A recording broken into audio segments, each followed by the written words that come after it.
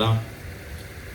கண்களை மூடி ஒரு வினாடி கர்த்தரை நோக்கி பார்க்கலாம். பரலோக பிதாவே, பரிசுத்த பிதாவே, உம்முடைய வார்த்தையின் மூலமாய் கர்த்தாவே இந்த நாளில் எங்களை நீர் போஷிக்க முடியாது நாங்கள் ஜெபிக்கிறோம். உடைய வார்த்தையை நாங்கள் பெற்றுக்கொண்டு நிறைவாய் இந்த இடத்தை விட்டு நாங்கள் கடந்து செல்ல எங்கள் கிருபையை பாராட்ட முடியாது ஜெபிக்கிறேன். உடைய ஜீவனுள்ள வார்த்தைகள் எங்களை உயிர்ப்பிக்கட்டும், எங்களை உருவாக்கட்டும். அப்பா, பரிசுத்த ஆவியானவர் எங்கள் மத்தியில் நீரை அசைவாடும்படியாய், நீங்கள் எங்களோடு கூட பேசும்படியாக, இடைப்படும்படியாய் வாழ்த்து வரவேற்கிறோம். அப்பா, நீங்கள் ஆளுகை செய்யுங்க. இயேசுவின் மூலம் கேட்குறோம் ஜீவனுள்ள நல்ல பிதாவே, ஆமென்.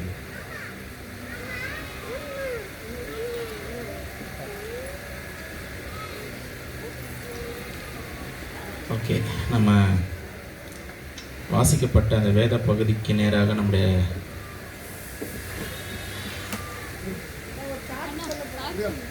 சாட்சியா சரி, ஓகே.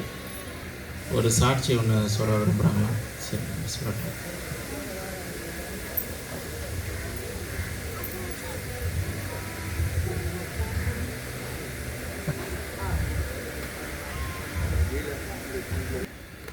நான் பிறந்தது இந்து, வளர்ந்தது இந்து, கல்யாணமானது இந்து, பிள்ளைகளை பெற்றது இந்து, அவர்களுக்கு நல்வாழ்க்கை அமைத்து கொடுத்ததும் நன்று தான்.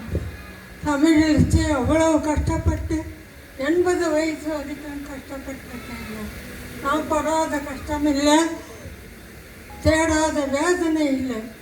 ஆனால் கடைசியில் எனக்கு இருக்க இடமும் இல்லாமல் என் பெண் என்னை கொண்டு வந்து இங்கே விட்டார்கள். அன்று எனக்கு மிகவும் வருத்தமாக இருந்தது, ஏன் என்னை இங்கே கொண்டு வந்து விட்டார்கள் என்று. அன்று இரவு யாரோ என்னை, ஏன் கவலைப்படுகிறாய், நான் இருக்கிறேன் உனக்கு, அங்கு இருந்தேன் இங்கும் பார்த்து கொள்வேன், கவலைப்படாதே, இங்கு எல்லாம் உனக்கு நடக்கும், நீ கவலைப்படாதே என்று சொன்னார்கள் ஐயா. அதற்கு பிறகு ஐயாவின் ஜபத்தினாலும் மேரியின் ஜபத்தினாலும் என் மனது மாறிவிட்டது. நான் கிறிஸ்துவாகி விட்டேன், ஞானஸ்தானம் வாங்கிக் கொள்கிறேன் என்று சொன்னேன் ஐயா. போன வாரம் ஞானஸ்தானமும் வாங்கிவிட்டேன் ஐயா. கர்த்தருக்கு நன்றி. நேராக நம்ம திருப்பிக் கொள்ளலாம். மத்தேயுவின் சுவிசேஷ புத்தகம்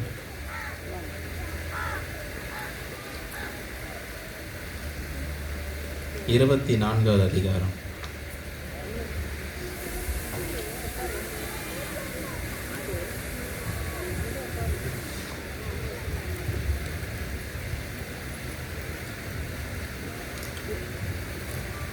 இந்த மத்திய புத்தகத்தில் பார்த்தீங்கன்னா கிட்டத்தட்ட மொத்தம் எத்தனை வசனங்கள் இருக்குது? 51 வசனங்கள் இருக்குது.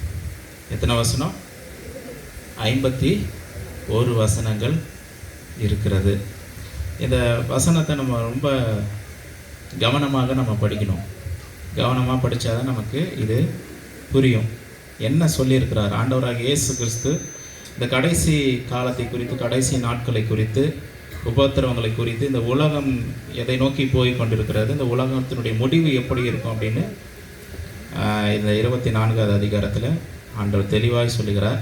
ஆனாலும் சில காரியங்களை நம்ம தெளிவாக புரிந்து கொள்ள வேண்டியது மிகவும் அவசியமான ஒரு காரியமாக இருக்குது. இது பொதுவாக எல்லாருக்கும் சொல்லப்பட்ட வசனங்கள் அல்ல. இந்த வசனங்கள் 24வது அதிகாரத்தில் வருகிறது அல்லவா? அதில் வர்ற வசனங்கள் எல்லாமே பொதுவாக எல்லாருக்கும் சொல்லப்பட்ட வசனங்கள் அல்ல. அதை நம்ம கொஞ்சம் பிரித்து படித்தா நமக்கு அது புரியும். இப்போ முதல் வசனத்திலிருந்து 14 வசனங்கள் வரை, முதல் வசனத்திலிருந்து 14வது வசனம் வரைக்கும் எழுதி கொள்ளுகிறவர்களுக்காக நான் சொல்கிறேன். முதல் வசனத்திலிருந்து 14 வசனங்கள் வரைக்கும் பார்த்தீங்கன்னா ஆண்டவராக இயேசு கிறிஸ்து சபைக்கு சொல்லுகிற செய்தி அங்கே இருக்குது. இந்த நாளுடைய தலைப்பே என்னென்னா இஸ்ரவேல் தேசமும் சபையும். அதுதான் தலைப்பு. இஸ்ரவேல் தேசமும் தேவனுடைய சபையும். இந்த 2 நிலைகளில் இந்த செய்தியை நம்ம கொஞ்சம் கவனிக்க போகிறோம். ஆண்டவராக இயேசு கிறிஸ்து சபைக்கு சொல்லுகிற காரியங்கள் தான் 24வது அதிகாரம் 1லிருந்து 14வது வசனம் வரைக்கும் இருக்குது. அதுக்கப்புறம் 15வது வசனத்திலேருந்து 31 வசனங்கள் வரைக்கும், 15வது வசனத்திலேருந்து 31 வசனங்கள் ஆண்டவர் இஸ்ரவேல் தேசத்தாருக்கு, யூதா கோத்திரத்தாருக்கு யூதர்களுக்கு சொல்லுகிற வார்த்தை. அப்படி கவனிக்கணும். அதை 32லிருந்து இல்லை 15லிருந்து 31 வசனம் வரைக்கும் ஆண்டவர் இஸ்ரவேல் தேசத்தாருக்கு கொடுத்த வார்த்தைகள்.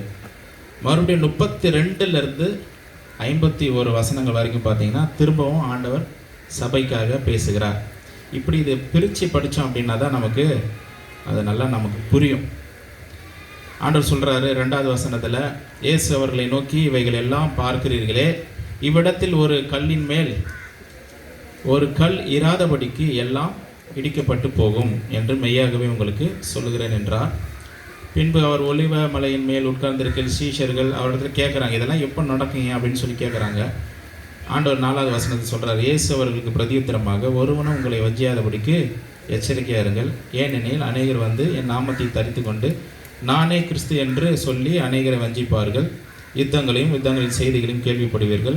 கலங்காதபடிக்கு எச்சரிக்கையாக இருங்கள். இவைகளெல்லாம் சம்பவிக்க வேண்டியது, ஆனாலும் முடிவுடனே வராது. ஜனத்துக்கு விரோதமாய் ஜனமும், ராஜ்யத்துக்கு விரோதமாய் ராஜ்யமும், பஞ்சங்களும், கொள்ளை நோய்களும், பூமி அதிர்ச்சிகளும் பல இடங்களில் உண்டாகும். இவைகளெல்லாம் வேதனைகளுக்கு ஆரம்பம் என்று இயேசு சொன்னார். அப்போது பழைய ஏற்பாட்டில் ஒரு வசனம் இருக்குது, இதோ இருள் பூமியையும் காரிருள் ஜனங்களையும் ஓடும், ஆனாலும் கர்த்தர் உன்மேல் உதிப்பார்னு சொல்லி கர்த்தர் சொல்லியிருக்கிறார். அப்படின்னா இந்த கடைசி காலத்தில் இந்த உலகம் ரொம்ப மோசமான ஒரு நிலைக்கு தான் போகும். இந்த உலகம் ரொம்ப மோசமான ஒரு நிலைக்கு தான் போகும். போக போக போக பெட்டர் ஆகாது, இருக்க மோசமாக தான் போகும். எல்லா விதத்துலேயுமே சரி, மனிதனுடைய வாழ்க்கை முறையும் சரி, அவருடைய பழக்க வழக்கமும் சரி, அவருடைய கலாச்சாரங்களும் சரி, அவருடைய எல்லா காரியமும் போக போக மோசமாக தான் போக போகுது. அது மாறாது. அல்லேலூயா. யாராவது வந்து சிலதெல்லாம் நல்லா மாறிடுங்க, ஜனங்கள்லாம் இங்கே நல்லா மாறிடுவாங்க, நல்லா ஜனங்களாக மாறிடுவாங்க அப்படின்னு சொன்னால் அதை நம்ம எடுத்துக்கொள்ள முடியாது. ஏன்னா வசனம் அப்படி தான் சொல்லுது, இருக்க போக போக கொடிய காலங்களாக தான் இருக்கும். அப்போ என்னதாங்க நம்பிக்கை? நான் இப்படி தான் வாழ முடியும், நான் சந்தோஷமாக வாழ முடியுமா, நிம்மதியாக வாழ முடியுமா, என் குடும்பம் நல்லா இருக்குமா, என் ஜனம் நல்லா இருக்குமா, என்னுடைய பிஸ்னஸ் தழைக்குமா, என்னுடைய கையின் பிரயாசம் நல்லா இருக்குமா, அப்போ என் பிரச்சனை மாறாதா அப்படின்னா, நம்முடைய வாழ்க்கையில் நமக்கு எல்லா விதமான நன்மைகளும் ஆசீர்வாதங்கள் நிச்சயமாய் உண்டு. காரணம் என்னென்னா, நாம் எல்லாம் சபையில் இருக்கிறபடினால, சபைக்கு உட்பட்டவர்களாக இருக்கிறபடினால, சபை என்றென்றுமாய் அது ஆசீர்வதிக்கப்பட்டது. ஹல்லேலூயா. சபைக்குள்ளே இருக்கிறவர்கள் அவர்கள் ஆசீர்வதிக்கப்பட்டவர்கள். ஹல்லேலூயா. இந்த சபையில் தேவனுடைய ஆசீர்வாதங்கள் இருக்கிறது, இந்த சபையில் தேவனுடைய நன்மை இருக்கிறது. இந்த சபையில் இணைந்திருக்கிறவர்கள், சபை என்று சொல்லும்போது சரீரமாகிய கிறிஸ்துவின் சபை, யாரெல்லாம் ரட்சிக்கப்பட்டு அவருடைய சரீரத்தில் அங்கமாய் மாறி இருக்கிறார்களோ அவர்களுக்கு ஒரு நம்பிக்கை உண்டு, அவர்களுக்கு ஒரு நம்பிக்கை உண்டு, அவர்களுக்கு ஒரு எதிர்காலம் உண்டு, அவர்களுக்கு ஒரு பாதுகாப்பு உண்டு, அவர்களுக்கு செழிப்பு எந்த காலத்திலையும் உண்டு, அவர்களுக்கு குறைவு இல்லை. நம்மெல்லாம் தேவனுடைய ஜனங்களாக இருக்கிறோம். ஹல்லேலூயா. எத்தனை பேர் வந்து உற்சாகமாக இருக்கிறீங்க? நான் தேவனுடைய ஜனம், தேவனுடைய திருச்சபையில் நான் அங்கமாக இருக்கிறேன். அதுதான் நம்முடைய நம்பிக்கை, அதுதான் நம்முடைய தைரியம். சபையை விட்டு மாத்திரம் நம்ம என்ன பண்ணிடக்கூடாது, போயிடக்கூடாது. உலகம் மோசமான உலகம், மோசமான காலங்களுக்குள்ளே நம்ம சென்று கொண்டு இருக்கிறோம். இந்த உலகத்தில் போகிறவங்க, இந்த உலகத்தின்படி வாழ்கிறவர்கள், உலகத்தின் பாரம்பரியத்தை பின்பற்றுகிறவர்கள், உலகத்தினுடைய பாவமான இச்சைகளுக்குள்ள அகப்பட்டு கொள்ளுகிறவர்களுக்கு எதிர்காலம் இல்லை, அவர்களுக்கு நம்பிக்கை இல்லை. ஹல்லேலூயா. ஆனபடினால இந்த கடைசி நாட்களில் நம்முடைய பெரிய நம்பிக்கையான திருச்சபை, அவருடைய சபையில் நம்ம அங்கமாய் மாற வேண்டும். அதுதான் நமக்கு பாதுகாப்பு. ஆண்டவர் சொன்னார், இந்த பூமியில் இருக்கும்போது நீங்கள் இந்த உலகத்துக்கு வெளிச்சமாக இருக்கிறீர்கள். யார் உலகத்துக்கு வெளிச்சமாக இருக்கிறாங்க சொல்லுங்க? நம்ம தான் வெளிச்சம். சொல்லுங்க, நான் உலகத்துக்கு வெளிச்சமாக இருக்குன்னு சொல்லுங்க. இயேசு சொன்னார், அவர் உலகத்துக்கு ஒளியாக இருக்கிறாரு, ஒளி கொடுக்குறாரு. அந்த ஒளி நம்மளால பிரகாசிக்குது. அந்த ஒளியை நம்ம என்ன பண்ணுறோம், மற்ற ஜனங்களுக்கு கொடுக்குறோம், அந்த வெளிச்சத்தை கொடுக்குறோம். ஹல்லேலூயா. அதனால தான் ஆண்டவர் சொல்கிறாரு, அவர் பரலோகத்துக்கு போயிட்டாரு, இப்போ சொல்கிறாரு, என்னுடைய வேலையை நீ செய், இந்த பூமியில் என்னுடைய வேலையை நீ செய், இந்த உலகத்துக்கு நீ வெளிச்சமா இருக்கிறாய். இந்த பூமிக்கு நம்ம எப்படி இருக்கிறோமா, உப்பா இருக்கிறோம். அப்படின்னா ஒரு பொருள் கெடாமல் இருக்கிறதுக்கு ஒரு ஊறுகாய் கெடாமல் இருக்கிறதுக்கு அதில் என்ன போடுறோம், நம்ம உப்பு போடுறோம். அப்போ உப்பு போட்டால் தான் அது கெடாமல் இருக்குது. அப்போ ஆண்டவர் சொல்கிறாரு, இந்த உலகம் கூட பார்த்தீங்கன்னா, இந்த உலகத்தினுடைய ஜனம் கூட ஒரு சிலர் கெட்டு போகாமல் பாதுகாக்கப்படணும் அப்படின்னா நீங்கள் தான் பூமிக்கு உப்பாக இருக்கிறீங்கன்றார் ஆண்டவர். ஹல்லேலூயா. நம்மளை நம்பி ஆண்டவர் பெரிய பொறுப்பை கொடுத்துருக்கிறார். இந்த பூமிக்கு நம்ம உப்பாக இருக்கிறோம், இந்த பகுதியில் நம்ம ஒரு உப்பாக இருக்கிறோம். ஹல்லேலூயா. ஜனங்கள் கெட்டு போகாதபடிக்கு, அழிந்து போகாதபடிக்கு, அவர்கள் பாதுகாக்கப்படும்படிக்கு நாம் இந்த உலகத்தில், இந்த பூமியில், இந்த இடத்துல நாம் வாழ்கிற பகுதியில் நம்ம எங்கெல்லாம் இருக்கிறோமோ அங்கெல்லாம் நம்ம தேவனுக்கென்று உப்பாக இருக்கிறோம். அதே போல் தேவனுடைய வெளிச்சத்தை கொடுக்குற, ஒளியை கொடுக்குற ஒரு வெளிச்சமாய் நம்ம இந்த பூமியில் நம்ம இருக்கிறோம். சபைக்கு தான் இந்த உலகத்தில் பாதுகாப்பு. சபையில் இருக்கிறவர்கள், சபைக்கு உட்பட்டு இருக்கிறவர்களுக்கு தான் தேவனுடைய பாதுகாப்பு இருக்குது. சபையை விட்டு போகிறவர்களுக்கு அந்த பாதுகாப்பு இருக்காது. ஹல்லேலூயா. அதனால் சபை என்பது ரொம்ப முக்கியம். அதே நேரத்தில் இஸ்ரவேல் என்ற ஒரு காரியத்தை நம்ம ரொம்ப கவனிக்கணும். இந்த கடைசி நாட்களில் வேதத்தினுடைய சில தெளிவு, சில உண்மைகள் நமக்கு தெரிஞ்சால் ரொம்ப நலமாக இருக்கும். ஹல்லேலூயா. அப்போது என்ன நடக்குது அப்படின்னா, ஆண்டவர் வந்து கடைசி நாட்களில் நடக்க போகிற காரியங்கள் எல்லாவற்றையும் அவர் ஒவ்வொன்றா அவர் சொல்லிட்டு வர்றார். 9வது வசனம், அப்பொழுது உங்களை உபத்திரவங்களுக்கு ஒப்பு கொடுத்து உங்களை கொலை செய்வார்கள். என் நாமத்து நிமித்தம் நீங்கள் சகல ஜனங்களால் பகைக்கப்படுவீர்கள். அப்பொழுது அநேகர் இடர்கள் அடைந்து ஒருவரை ஒருவர் காட்டி கொடுத்து ஒருவரை ஒருவர் பகைப்பார்கள். அநேக கள்ளத்தீர்க்கதரிசிகளும் எழும்பி அநேகரை வஞ்சிப்பார்கள். அக்கிரமம் மிகுதியாவதினால் அநேகருடைய அன்பு தணிந்து போகும். முடிவு பரிந்தும் நிலை நிற்பவனே ரட்சிக்கப்படுவான். ராஜ்யத்தினுடைய இந்த சுவிசேஷம் உலகமெங்கும் உள்ள சகல ஜாதிகளுக்கும் சாட்சியாக பிரசங்கிக்கப்படும். அப்பொழுது முடிவு வரும். அதாவது ரட்சிக்கப்படுறது ரொம்ப முக்கியம் இல்லை. ஆண்டவர் சொல்கிறார், முடிவு பரியந்தம் நிலை நிற்பவனே ரட்சிக்கப்படுவான். சில பேர் என்ன பண்ணுறாங்கன்னா, நான் ரட்சிக்கப்பட்டேங்க, நான் சர்ச்சைக்கெலாம் போயிட்டுருக்குறேங்க, நான் இயேசுவை ஏற்றுக்கொண்டுட்டேன் அப்படின்னு சொல்லிட்டு தாங்கள் என்ன பண்ணுறாங்க, தேற்றிக்கொள்கிறார்கள். நான் ரட்சிக்கப்பட்டேன், நான் ஞானசானம்லாம் எடுத்துட்டேன். ரட்சிக்கப்படுறது, ஞானசானம் எடுக்கிறது எல்லாம் நல்லது தான். ஆனால் ஆண்டவர் சொல்கிறாரு, முடிவு பரியந்தம் நிலை நிற்கணும். ஹல்லேலூயா. அது ரொம்ப ரொம்ப முக்கியம். கடைசி வரைக்கும் கர்த்தருக்கென்று முழு சாட்சி உள்ளவனாக, சாட்சி உள்ள ஜீவியம் செய்கிறவனாக இந்த பூமியில் நான் காணப்பட வேண்டியது மிகவும் அவசியமான ஒரு காரியமாய் இருக்கிறது. 15வது வசனத்தை வாசிக்கலாம். மேலும் பாழாக்குகிற அருவருப்பை குறித்து தானியேல் தீர்க்கதரிசி சொல்லியிருக்கிறானே, வாசிக்கிறவன் சிந்திக்க கடவன். நீங்கள் அதை பரிசுத்த ஸ்தலத்தில் நிற்க காணும்போது யூதேயாவில் இருக்கிறவர்கள் மலைகளுக்கு ஓடிப்போக கடவர்கள். ஹல்லேலூயா. இப்போ பாருங்க, இந்த இடத்துல நம்ம கொஞ்சம் கவனிக்கணும். பாழாக்குகிற அருவருப்பை குறித்து தானியேல் தீர்க்கதரிசி சொல்லியிருக்கிறானே, வாசிக்கிறவன் சிந்திக்க கடவன், நீங்கள் அதை பரிசுத்த ஸ்தலத்தில் நிற்க காணும்போது அப்படின்னு சொல்லி இஸ்ரவேல் புத்திரரோட கர்த்தர் பேசுகிறார். யூதா ஜனங்களுக்கு, யூதர்களுக்கு இயேசு கிறிஸ்து பேசுகிறார். கவனிக்கிறீங்களா? கொஞ்சம் அப்படி விட்டுட்டிங்கன்னா அவர் போயிடும். இயேசு கிறிஸ்து வாழ்ந்த காலம் பாருங்கள், யூதர்கள் மத்தியில் தானே வாழ்கிறாரு. இயேசு கிறிஸ்து யாருக்கு ஊழியம் செஞ்சார் சொல்லுங்கள்?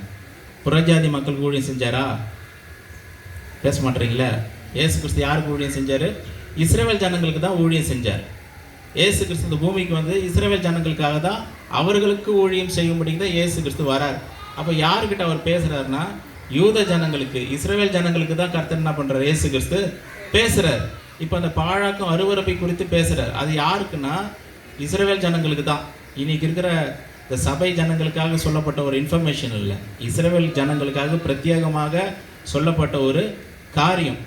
சரி, இதை என்னுடைய வாழ்க்கையில் நான் என்ன எடுத்து, சில பேர் இந்த வசனங்கள்லாம் எடுத்து படிச்சுட்டு பயந்துட்டு இருக்கிறாங்க. ஐயோ என்னமோ நடக்குது, அந்த கிறிஸ்து வந்துடுவான் அப்படி இப்படின்னு சொல்லி நம்ம என்ன பண்ணுறாங்க, நிறைய பேர் பயப்படுறாங்க. ஆனால் என்ன தான் நடக்க போகுது, கடைசி காலத்தில் என்ன நடக்க போகுது, நான் என்ன செய்யணும், என்னுடைய வாழ்க்கை எப்படி இருக்கணும், இப்படிலாம் இருக்கே, நான் என்ன செய்யணும் அப்படின்ற ஒரு கேள்விக்கு ஒரு பதிலாக ஒரு அதிகாரத்தை வாசித்தா நல்லாயிருக்கும் நான் யோசிக்கிறேன். வெளிப்படுத்தின விசேஷத்துக்கு நான் போயிடலாம். வெளிப்படுத்தின விசேஷம் 12வது அதிகாரம்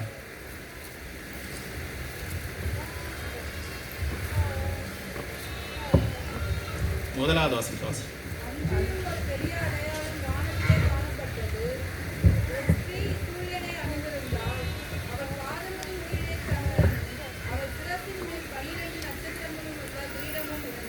போதும், இந்த வசனம் கவனிங்க நல்லா. அன்றியும் எத்தனை பேர் கவனிக்கிறீங்க? ஒரு அல்லேலூயா சொல்லலாமா? நீங்கள் உற்சாகமாக தான் என்னால் தொடர்ந்து பேச முடியல, டக்குன்னு முடிச்சிடற மாதிரி ஆகிடும். சரி. அன்றியும் ஒரு பெரிய அடையாளம் வானத்திலே காணப்பட்டது. ஒரு ஸ்திரீ சூரியனை அணிந்திருந்தாள். அவள் பாதங்களின் கீழே சந்திரனும் அவள் சிரசின் மேல் 12 நட்சத்திரங்களும் உள்ள கிரீடமும் இருந்தன. எத்தனை பேர் இந்த அதிகாரத்தை படிச்சிருக்கிறீங்க? படிச்சிருக்கீங்க. சரி, எத்தனை பேருக்கு இது எனக்கு புரிஞ்சிருக்குதுங்க? இந்த அதிகாரம் எனக்கு தெரியும், இது எனக்கு புரிஞ்சிருக்குன்னு சொல்கிறவங்க யாருன்னா இருக்கீங்களா? புரியுதுங்களா? Very good, super. ஏன்னா இதை நம்ம புரிஞ்சாதான் சில காரியங்கள் நமக்கு புரியும். நம்ம கொஞ்சம் இந்த கடைசி நாட்களில் கடவுளுக்காக கொஞ்சம் வாழணுன்ற எண்ணங்கள் இதெல்லாம் உருவாகிறதுக்கு ரொம்ப வாய்ப்பாக இருக்கும். ஹல்லேலூயா. எல்லாம் உற்சாகமாக இருக்கிறீங்களா? எல்லாம் வேறு மாதிரி பிரசங்கம் பண்ணணுமா? சோர்ந்து போகாதீங்க, கலங்காதே, கர்த்தர் உன் கண்ணீரை துடைப்பார், இன்று முதல் நீங்கள் ஆசீர்வதிக்கப்படுவீர்கள், அப்படி யாரா சொல்லணுமா? சொல்லுங்கள், அப்படி சொல்லணும்னா சொல்லி. சரி.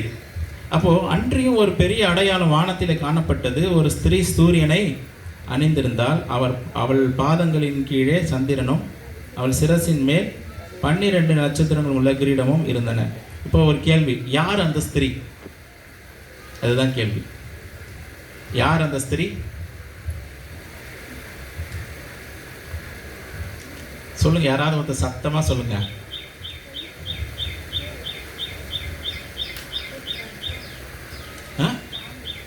பாம்பு தான் ஸ்திரியா? சரி, ஓகே. சரி, இப்போ இந்த சம்பவத்தை புரிஞ்சுக்கணும் அப்படின்னா, கவனிக்கிறீங்களா? என்ன ஃபாலோ பண்ணுறீங்களா? இதை நம்ம புரிஞ்சுக்கணும் அப்படின்னா வேற ஒரு இடத்துக்கு நம்ம போகணும் பைபிளில். அப்போ தான் அது புரியும். அந்த இடத்துக்கு உங்களை கூப்பிட்டு வரும் பாருங்கள். ஆதியாகமம் 37வது அதிகாரம். ஏவலா? ஆதியாகம்னாலே ஏவல் தானா? 37 சொல்கிறத பார்த்தா பயங்கரமாக இருக்கே. 37வது அதிகாரம் 9வது வசனத்தை வாசிச்சோம்னா நமக்கு புரிஞ்சிடும். அவன் யார்? அந்த அவன் பரவாயில்ல, சொப்பனாலே அவர் தானே. யோசேப்பு வேறொரு சொப்பனம் கண்டு. கவனிங்க, படிங்க.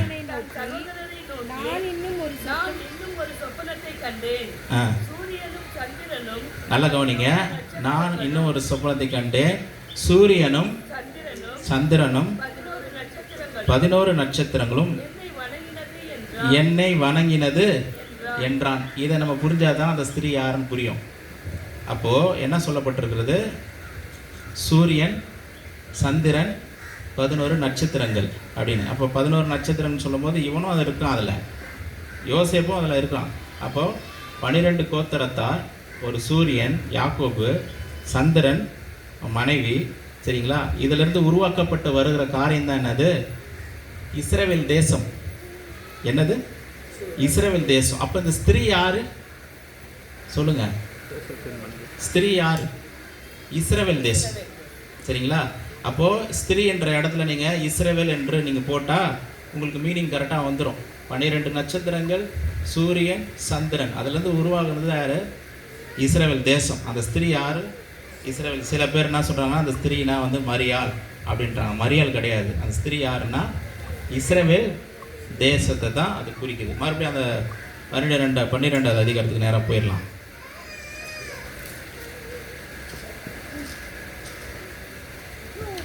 அவள் கர்ப்பவதியாயிருந்து பிரசவ வேதனை அடைந்து பிள்ளை பெறும்படி வருத்தப்பட்டு அலறினாள். இயேசு கிறிஸ்து பிறக்கிறதுக்கு இந்த இஸ்ரவேல் தேசத்துல தான் யார் பிறக்கணும்? இயேசு கிறிஸ்து பிறக்கணும். ஆனால் இயேசு கிறிஸ்து வர்ற வரைக்கும் எவ்வளோ பிரச்சனை, எவ்வளோ போராட்டம் இல்லை? அவள் கர்ப்பவதியாயிருந்து பிரசவ வேதனை அடைந்து பிள்ளை பெறும்படி வருத்தப்பட்டு அலறினாள். அப்பொழுது வேறொரு அடையாளம் வானத்திலே காணப்பட்டது. 7 தலைகளையும் 10 கொம்புகளையும் தன் தலைகளின் மேல் 7 முடிகளையும் உடைய சிவப்பான பெரிய வலு சர்ப்பம் இருந்தது. அதன் வால் வானத்தின் நட்சத்திரங்கள் 3 பங்கை இழுத்து. வானத்தின் நட்சத்திரங்கள் சொல்லும் பொழுது தூதர்கள், விழத்தள்ளப்பட்ட தூதர்கள். அந்த தூதர்களில், அதாவது எல்லாருமே விழத்தள்ளப்பட்ட தூதர்கள் இல்லை, நல்ல தூதர்கள் இருந்தாங்க. அதில் வானத்தில் இருந்த, ஹெவனில் இருந்த, பரலோகத்தில் இருந்த அந்த கூட்டத்தாரில் ஒரு பங்கு இந்த வலு சர்ப்பம் பிசாசு என்ன பண்ணுச்சு? கீழே அவனோட கூட கூட்டிகிட்டு வந்துடுச்சு. சரிங்களா?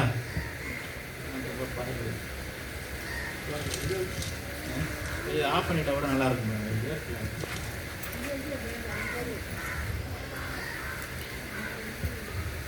பிரசவ வேதனைப்படுகிற அந்த ஸ்திரீ பிள்ளை பெற்ற உடனே அவளுடைய பிள்ளையை பட்சித்து போடும்படிக்கு அந்த வலு சர்ப்பம் அவளுக்கு முன்பாக நின்றது. இப்போ அந்த பிள்ளை யாரு சொல்லுங்க? பிள்ளை இயேசு கிறிஸ்து தான் அந்த பிள்ளை. சரிங்களா? அந்த ஸ்திரீ யாரு? இஸ்ரவேல். அந்த பிள்ளை இயேசு கிறிஸ்து. இந்த இயேசு கிறிஸ்துவை கொல்றதுக்காக பிசாசு முயற்சி தானே இல்லையா? சொல்லுங்க. பயங்கரமாக ட்ரை பண்ணா எப்படியாவது கொண்டணும்னு சொல்லி. அதனால சின்ன சின்ன குழந்தை 2 வயசுக்கு உட்பட்ட எல்லா குழந்தைங்களும் கூட என்ன பண்ணான்? பிசாசு கொன்று போட்டான். எவ்வளோ ட்ரை பண்ணால் ஆனால் அவனால் முடியல. சகல ஜாதிகளும் இருப்பு கோலால் ஆளுகை செய்யும் ஆண் பிள்ளையை அவள் பெற்றால் அவளுடைய பிள்ளை தேவனிடத்திற்கும் அவருடைய சிங்காசனத்திற்கும் எடுத்து கொள்ளப்பட்டது. இது எப்போ நடக்குது? இயேசு கிறிஸ்து பிறந்து 33 வருஷம் வரைக்கும் இருந்து அவர் சிலுவையில் மரித்து உயிரோடு கூட எழுந்து எங்கே போயிடுறாரு? பரமேறி பரலோகத்துக்கு போயிடுறாரு. ஸ்திரீயானவள் வனாந்திரத்திற்கு ஓடி போனால் அங்கே 1260 நாளளவும் அவளை போஷிப்பதற்காக தேவனால் ஆயத்தமாக்கப்பட்ட இடம் அவளுக்கு உண்டாயிருந்தது. இப்போ நல்லா கவனிங்க இந்த இடத்துல. இதெல்லாம் தொடர்ச்சியான சம்பவம் இல்லை. இயேசு கிறிஸ்து பரலோகத்துக்கு போயிட்டாரு. பரலோகத்துக்கு போன உடனே இந்த சம்பவம் நடந்திருக்கணும். ஸ்திரீயானவள் எங்கே போயிருக்கணும்?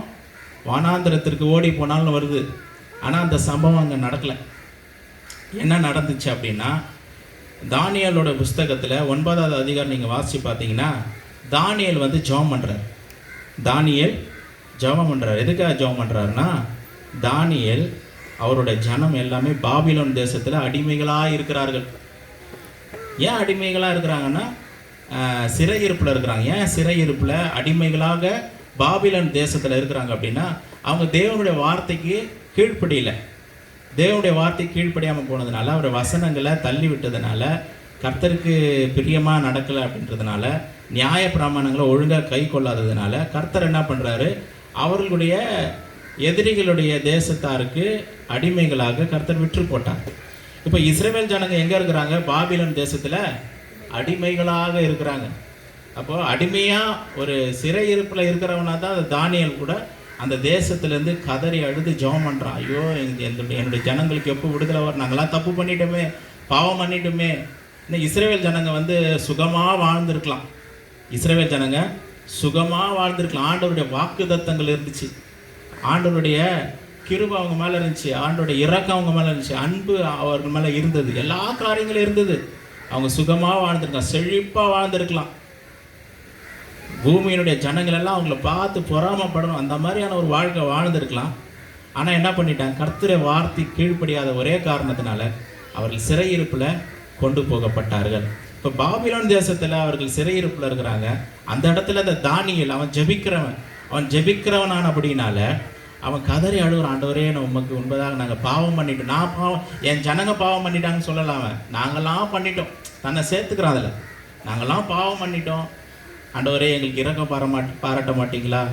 எங்களுக்கு விடுதலை கொடுக்க மாட்டிங்களா? அப்படின்லாம் அவன் வந்து ஜெபம் பண்ணும்போது அப்போ ஆண்டவருடைய வார்த்தை அவனை நோக்கி வருது. என்ன வருதுன்னா, இந்த இஸ்ரவேல் தேசத்துக்கு எப்போ ஒரு நல்ல விடிவு காலம் வரும் அப்படின்ற ஒரு செய்தியை காபிரியேல் தூதன் வந்து தானியேலுக்கு கொண்டு வரான்.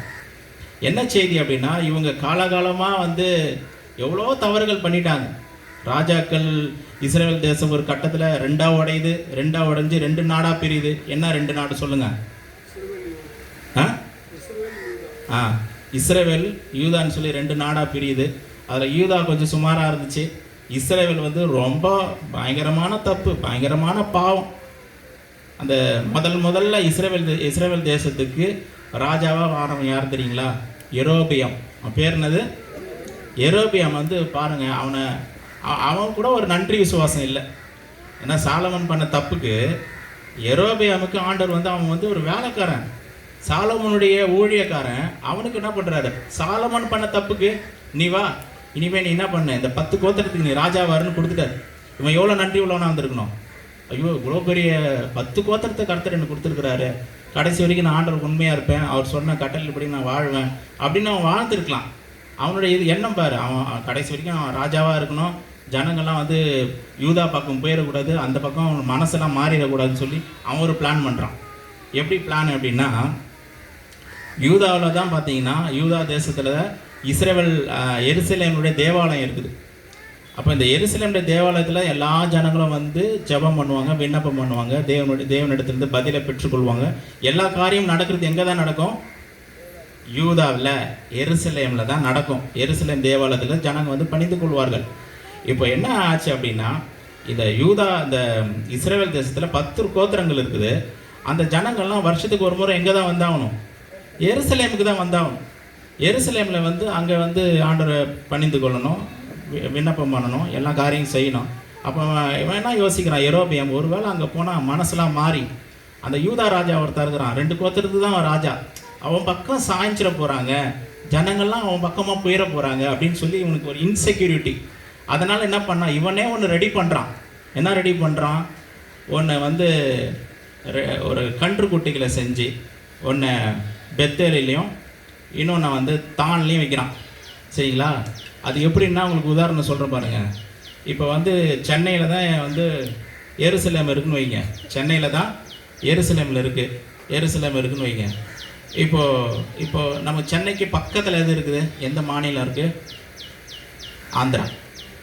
சீக்கிரம் போயிடலாம்ல, ஒரு 2 மணி நேரத்தில் ஆந்திரா போக மாட்டோமா? நம்ம போயிடலாம் ஆந்திராவுக்கு. இப்போ ஆந்திராவில் தான் ஒரு பெத்தேல் இருக்குன்னு வைங்களேன், அங்கே ஒரு சிலையை வச்சுருக்கிறான். சரிங்களா? இன்னொரு சிலையை தூக்கி எங்கே வச்சுருக்கான்னா இமயமலையில் வச்சுருக்கிறான். இன்னொரு சிலை எங்கே இருக்க? இமயமலை. இந்த பக்கம் ஜனங்க வரவே முடியாது. அவன் ஆந்திராவுக்கு வந்தவன் அங்கேருந்து ஸ்ட்ரைட்டாக இமயமலைக்கு தான் போகணும். இந்த பக்கம் வர்றதுக்கான எந்த ஒரு சூழ்நிலையும் வாய்ப்பையும் ஏற்படுத்தி கொடுக்கல.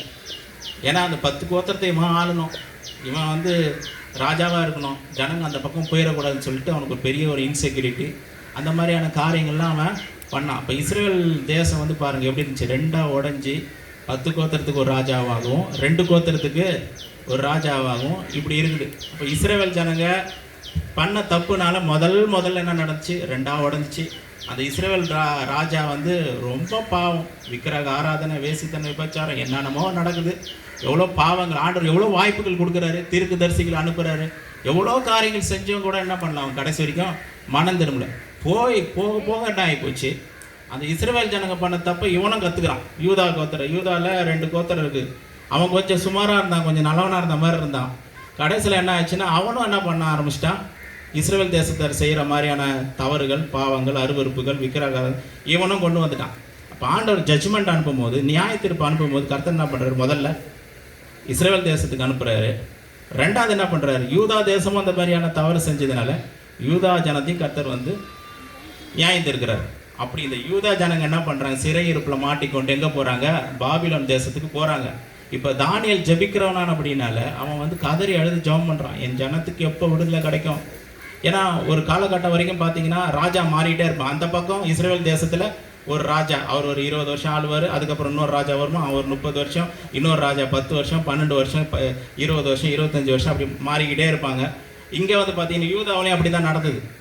இங்கே ஒரு 10 வருஷம், 15 வருஷம், 20 வருஷம், 25 வருஷம் ராஜா மாறிக்கிட்டே இருப்பாங்க.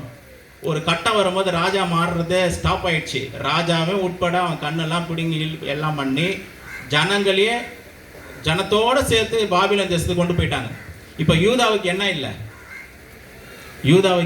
ராஜா இல்லை. யூதாவுக்கு ராஜா இல்லை. ஐயோ, எங்கள் தேசத்துக்கு ஒரு ராஜா இல்லையே, ஜனங்களோட அங்கலாய்ப்பு, எங்களுக்கு எப்போ ராஜா வருவார்? எங்களுக்கு ஒரு நாடு இல்லையே, எங்களுக்கு ஒரு தேசம் இல்லையே, அகதிகளை போல அலைஞ்சு தெரிகிறோமே, நாடாக சுற்றுறோமே, ஊராக சுற்றுறோமே, இந்த பாபிலோன் தேசத்தில் அடிமைகளாக இருக்கிறோமே, சிறையிருப்பில் இருக்கிறோமே, எங்களுக்கு ஒரு நல்ல திரும்ப அந்த தேசம் கிடைக்காதா? எங்களுக்கு ஒரு ராஜா வரமாட்டாரா? மறுபடியும் ராஜா வந்து அந்த ராஜாவும் தப்பு செய்வாரா அப்படின்னு சொல்லும் போது தான் அவங்களுக்கு ஒரு வாக்கு தத்துவம், இதுக்கப்புறம் ஒரு ராஜா எழும்ப பண்ணுவேன். அந்த ராஜா யாரு? அவர் தான் மேசியா. அந்த ராஜா தான் யாரு? மேசியா. எபிரேய பதத்தில் என்ன வருதுன்னா மேசியான்னு வருது. அதே கிரேக்க பதத்தில் என்ன வருதுன்னா கிறிஸ்து. ரெண்டும் மீனிங் ஒன்று தான். மேசியானாலும் கிறிஸ்துனாலும் ரெண்டுமே அர்த்தம் ஒன்று தான். இப்போ ஆண்டவர் அவங்களுக்கு வாக்கு கொடுத்துட்டாரு. என்ன வாக்கு கொடுத்துட்டாருன்னா, உங்களுக்கு ஒரு ராஜாவை எழும்ப பண்ணுவேன், அந்த ராஜாவுடைய ஆட்சிக்கு முடிவிராது. எப்படி இருக்கும் பாருங்க. ஒரு ராஜாவை எழுப்ப பண்ணுவேன், அவருடைய ஆட்சி நித்திய காலமாக இருக்கும். அந்த ராஜாவுடைய ஆட்சிக்கு முடிவு இருக்காது. அந்த ராஜாவுடைய ஆட்சியின் காலத்தில் தேசம் செழிப்பாக இருக்கும், சமாதானமாக இருக்கும், சந்தோஷமாக இருக்கும், எல்லாமே இருக்கும். சிங்கம் ஆடோட கூட நடந்து போகும், விளையாடும். இந்த மாதிரியான சூழ்நிலை இந்த மாதிரியான வாக்குத்தத்தத்தை கர்த்தர் கொடுக்குறாரு. அப்போ யூதா ஜனங்களுக்கு எதிர்பார்ப்பு வருமா வராதா சொல்லுங்கள்? வந்துடும், கண்டிப்பாக வந்துடும். ஐயோ, எப்போ அந்த ராஜா வருவார்? அந்த ராஜாவுக்கு தான் அவங்க என்ன சொன்னாங்க? மேசியா. அவர் பேர் என்னது? மேசியா எங்களுக்கு எப்போ வருவார், எப்போ அந்த ராஜா வருவார் காத்துக்கிட்டு இருக்கிறாங்க. என்ன நடக்க போகுதுன்னு ஒன்றும் தெரியல. ஆனால் இந்த தானியேல் தீர்க்கதரிசிக்கு ரகசியம் ஆண்டவர் வெளிப்படுத்தினார். என்ன வெளிப்படுத்தினார்னா, இந்த மேசியா எப்போ வருவார் அப்படின்ற அந்த ஒரு டைம் லைனை கர்த்தர் கொடுக்குறார். இந்த நேரத்தில் இந்த சமயத்தில் இப்படி நடக்கும், அப்போ அந்த ராஜா உங்களுக்கு வருவார், அதுக்கப்புறம் உங்கள் சூழ்நிலையெல்லாம் மாறிடுன்ற மாதிரியான ஒரு வாக்கு தத்தத்தை காபிரியல் தூதன் மூலமாக தானியேலுக்கு சொல்லப்படுது. அந்த வசனத்தை நம்ம வாசிக்கலாம். தானியேல் தீர்க்கதரிசன புத்தகத்துக்கு நேராக திருப்பிக் கொள்ளலாம். தானியேல் 9வது அதிகாரம்.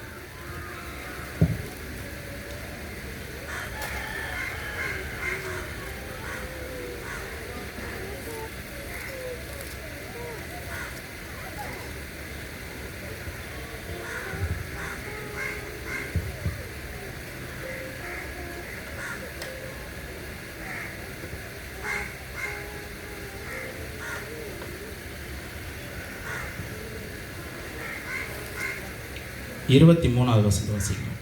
22லேருந்து. அவன் எனக்கு தெளிவுண்டாக்கி 21லேருந்தே வாசிக்கலாம். அப்படி நான் ஜெபம் பண்ணி கொண்டிருக்கும் போதே முதல் தரிசனத்திலே நான் கண்ட புருஷனாகிய காபிரியேல் வேகமாய் பறந்து வந்து அந்தி பலியின் நேரமாகிய வேளையிலே என்னை தொட்டான். அவன் எனக்கு தெளிவுண்டாக்கி என்னோட பேசி, தானியேலே, உனக்கு அறிவை உணர்த்தும்படி இப்போது புறப்பட்டு வந்தேன். நீ மிகவும் பிரியமானவன். ஆதலால் நீ வேண்டிக் கொள்ள தொடங்கின போது கட்டளை வெளிப்பட்டது. நான் அதை அறிவிக்க வந்தேன். இப்போதும் சொல்லுகிற வார்த்தையை நீ கவனித்து கேட்டு தரிசனத்தை இப்ப அந்த தரிசனத்தை அறிந்து கொள் அப்படின்னு சொல்றாரு. மீதி நான் படிக்கணும், கவனிங்க. மீறுதலை தவிர்க்கிறதற்கும், அப்படின்னா எந்த விதமான மீறுதலும் இருக்காது, பாவங்களை தொலைக்கிறதற்கும், அக்கிரமத்தை நிவர்த்தி பண்ணுகிறதற்கும், நித்திய நீதியை வருவிக்கிறதற்கும், தரிசனத்தை தீர்க்கதரிசனம் முத்தரிக்கிறதற்கும், மகா பரிசுத்தம் உள்ளவரை இயேசு கிறிஸ்துவரை அபிஷேகம் பண்ணுகிறதற்கும், உன் ஜனத்தின் மேலும் உன் பரிசுத்த நகரத்தின் மேலும் 70 வாரங்கள் செல்லும்படி குறிக்கப்பட்டிருக்கிறது அப்படின்றார். நீ ஒரு ராஜாக்காக எதிர்பார்த்துட்டு இருக்கீங்க, உங்கள் சூழ்நிலை எப்படி மாறும், உங்கள் தேசம் எப்படி மாறும் நீங்கள் எதிர்பார்த்துட்டு இருக்கீங்க. நீ ஜெபம் பண்ண, உன் ஜெபம் கேட்கப்பட்டுருச்சு. இந்த ராஜா, நீ எதிர்பார்க்கிற ராஜா எப்போ வருவார்ன்ற அந்த ஒரு டைம் லைனை அவர் கொடுக்குறாரு. அதுக்கு என்ன சொல்கிறாருன்னா, இதெல்லாம் நடக்கிறதுக்கு 70 வாரங்கள் செல்லும் என்று குறிக்கப்பட்டிருக்கிறதுன்றார். 70 வாரங்கள் செல்லும். இந்த 70 வாரம் முடிந்த உடனே நீங்கள் எதிர்பார்க்கிற அந்த ராஜா இந்த பூமிக்கு வருவார் அப்படின்னு சொல்லி சொன்னார். அப்போது இந்த 70 வாரங்கள் வருது. என்னென்னு வருது? 70 வாரங்கள். இப்போ இந்த வாரங்கள், நாட்கள், இதெல்லாமே எபிரேய மொழியில் தான் நம்ம அதை கவனிக்கணும். எல்லாமே யூதர்களுக்கு எழுதப்பட்டபடினால ஒரு நாள்னா என்ன, ஒரு வாரம்னா என்ன, இந்த காரியங்கள் எல்லாமே எபிரேய பதத்தில் நம்ம விளங்கி கொண்டாதான் சூழ்நிலைகளை நம்ம புரிஞ்சுக்கொள்ள முடியும். இப்போ உதாரணத்துக்கு பார்த்தீங்கன்னா, நம்ம ஊரில் ஒரு வருஷத்துக்கு எத்தனை நாட்கள் இருக்குது சொல்லுங்கள்? எத்தனை நாட்கள்? 365 கால். கரெக்டா? ஒரு வருஷத்துக்கு 365 கால். 5 கால்ப்பா. எப்போ மாற்றினாங்க? ஒரு வருஷத்துக்கு 365 கால். இப்போ 4 வருஷத்துக்கு ஒரு முறை லீப் இயர் வருது, அப்போ 366 நாள் வரும்ல. ஸோ 365 கால், அதுதான் ஒரு வருஷத்துக்கு. ஆனால் எபிரேய காலண்டரில் படி ஒரு வருஷத்துக்கு 360 நாள் தான். ஒரு வருஷத்துக்கு 360 நாள் தான். சரிங்களா? அப்போது 70 வாரங்கள் அப்படின்னு சொல்லப்பட்டிருக்குது. எத்தனை வாரம்? 70 வாரங்கள். அப்போது ஒரு வாரம்னா 7 நாளில். இப்போ ஒரு நாளுன்றது ஒரு வருஷமாக அதை கால்குலேட் பண்ணோம். அப்போ ஒரு வாரன்றது 7 வருஷம். எத்தனை வருஷம்? ஒரு வாரம் என்பது 7 வருஷம். அப்போ 70 வாரன்றது எத்தனை வருஷம்?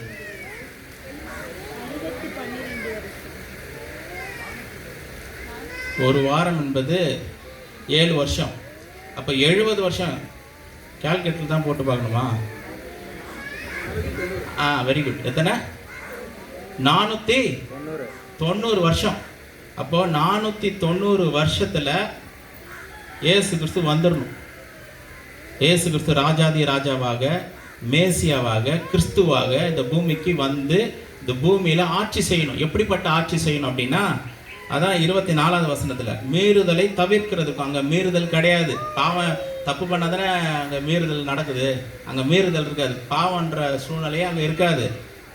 பாவம் தொலைக்கிறதுக்கும், அக்கிரமத்தை நிவர்த்தி செய்யறதுக்கும், நித்திய நீதியை வருவிக்கிறதுக்கும், தரிசனத்தையும் தீர்க்க தரிசனத்தையும் முத்திரிக்கிறதுக்கும் இதெல்லாமே நடக்கணும். அப்படின்னா 490 வருஷம் ஆகுன்ற. இப்போ எல்லா ஜனங்களுடைய எதிர்பார்ப்பு என்ன இருக்கும்? 490 வருஷம் ஆயிடுச்சுன்னா மேசியா வந்துடுவார் அப்படின்ற எதிர்பார்ப்பு எல்லாம். சந்தோஷம் இல்லை, ரொம்ப கிட்ட தானே. 490 வருஷன்றது வந்து அந்த ஒரு தேசத்தை பொறுத்த வரைக்கும் ரொம்ப ஷார்ட் பீரியட் தான். டக்குன்னு இயேசு கிறிஸ்து வந்துடுவார், இந்த பூமியில் ராஜாதி ராஜாவாக அவர் ஆட்சி செய்வார்ன்ற அந்த ஒரு சந்தோஷம் எதிர்பார்ப்பும் இந்த இஸ்ரவேல் ஜனங்களுக்கு இருந்தது. அப்போ கீழே அதை படிப்போம் பாருங்க, 25வது வசனம். இப்போதும் நீ அறிந்து உணர்ந்து கொள்ள வேண்டியது என்னவென்றால், எருசலேமை திரும்ப எடுப்பிட்டு கட்டுகிறதற்கான கட்டளை வெளிப்படுவது முதல் பிரபுவாகிய மேசியா வரும் மட்டும் 7 வாரமும் 62 வாரமும் செல்லும். அவைகளில் வீதிகளும் அலகங்களும் மறுபடியும் கட்டப்படும். ஆனாலும் இறுக்கமான காலங்களில் இப்படி ஆகும். நல்லா கவனிங்க. 25வது வசனத்துல இப்போ ஒரு டவுட் வரும் தானியேலுக்கு. என்ன டவுட்னா, சரி 70 வாரங்கள் சொல்லிட்டீங்க, அது எப்பத்துலேருந்து கணக்கு? இன்னைக்கு சொன்னீங்களே, நீங்கள் தரிசனம் இன்னைக்கு கொடுத்துருக்குறீங்க, வெளிப்பாடு இன்னைக்கு இன்னிலேருந்து கணக்கா? அப்படி கிடையாது. எண்ணிலிருந்து கணக்குன்னு சொல்கிறாரு. டைம் தெரியணும்ல. ஒரு நாளை குறிச்சா தானே அந்த நாள்லேருந்து நம்ம கணக்கு பண்ண முடியும். சரிங்களா? அப்போ எந்த நாள்லேருந்து கணக்கு? இன்னைக்கு சொன்னீங்களா, இன்னிலேருந்து கணக்கா அப்படின்ற ஒரு கேள்வி வரலாம்ல. அப்போ அவர் என்ன சொல்கிறாரு, தூதன் எருசலேமை 25ல் எருசலேமை திரும்ப எடுப்பித்து கட்டுகிறதுக்கான கட்டளை வெளிப்படுவது முதல். இந்த எருசலேம் அலங்கத்தை திரும்ப கட்டுங்கப்பான்னு ஒரு கட்டளை வரணும். என்னைக்கு அந்த கட்டளை வந்துச்சோ அன்னிலேருந்து கணக்கு. என்னைக்கு அந்த கட்டளை வருதோ ஏன்னா எருசலேம் அலங்கம் ஆலயம் எல்லாமே இடிக்கப்பட்டிருக்குது. ஜனங்களுக்கு ஆலயம் இல்லை. இவங்க வந்து பாபிலோன் தேசத்தில் சிறையிருப்பில் இருக்கிறாங்க. எப்படி மறுபடியும் சுய தேசத்துக்கு போவோம்? அங்கே ஆலயம் இடிக்கப்பட்டிருக்குது. எப்படி பலி செலுத்த முடியும்? தேவனை எப்படி ஆராதிக்க முடியும்? பல கேள்விகள் இருக்குது. அதுக்கு முதல் விடையா என்ன சொல்கிறாரு? எருசலேம் ஆலயம் கட்டப்படும், அதனுடைய அலங்கம் கட்டப்படும். அந்த கட்டப்படுவதற்கான ஒரு கட்டளையை பிறப்பிப்பார்கள். அந்த பிறப்பிக்கிற அந்த நாள்லேருந்து கணக்கு. அதிலிருந்து அந்த நாளிலிருந்து 490வது வருஷத்தில் மேசியா பிறந்து வந்துடுவார். மேசியா ஆளுகை செய்வார் என்று ஒரு வாக்கு கர்த்தரால் தூதன் மூலமாக தானியேலுக்கு கொடுக்கப்பட்டது. இப்போ இந்த கட்டளையை யார் மூலமாக கிடைச்சதுன்றது கவனிக்கணும். கொஞ்சம் டஃப்பாக தான் இருக்கும் இது, இருந்தாலும் கொஞ்சம் கவனிங்க. கட்டளை யார் மூலமாக கொடுக்கப்பட்டது? எந்த ராஜா அந்த கட்டளையை கொடுத்தார் என்று யாருன்னு தெரியுங்களா? எருசலேம் அலங்கத்தை கட்டுங்கப்பா அப்படின்ற கட்டளை யார் கொடுத்தது? எந்த ராஜா கொடுத்தது?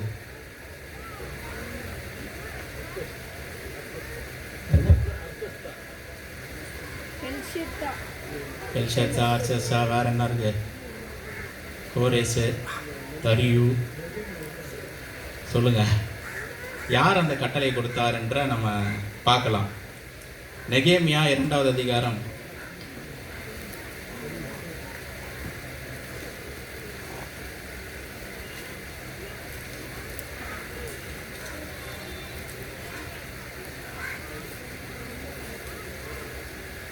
நெகேமியா 2வது அதிகாரம் 8வது வசனம்.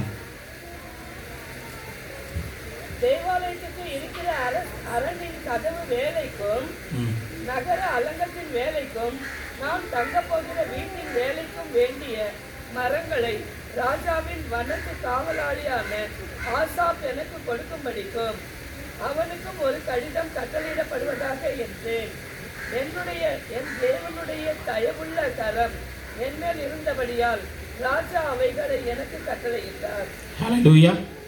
அது எந்த ராஜா நம்ம பார்க்கணும்? முதலாவது வசனம் 2:1. அர்த்தசஷ்டா ராஜாவின் 20ஆம் வருஷம் அது நடந்துச்சு. எந்த ராஜா கவனிக்கிறீங்களா? அர்த்தசஷ்டாவின் ராஜாவினுடைய 20ஆவது வருஷம். இப்போ இந்த அர்த்தசஷ்டா எப்போ வந்து அந்த ஆட்சிக்கு வராருன்றது கொஞ்சம் கவனிக்கணும். எப்போ அவர் ஆட்சிக்கு வரார் அப்படின்னா, கிறிஸ்து பிறப்பதுக்கு முன்பதாக 445 பிசி. நல்லா கவனிங்க, 445 பிசி. கிறிஸ்து கிமு 445 தான் அவர் கிமு 445 அவர் ராஜாவாக வராரு. சரிங்களா? இப்போ நெருங்கி வருதுல்ல. ஓகே, சாரி, கிமு 465 அப்படி போயிடுவோம். கிமு 465 அவர் ராஜாவாக ஆகிறாரு.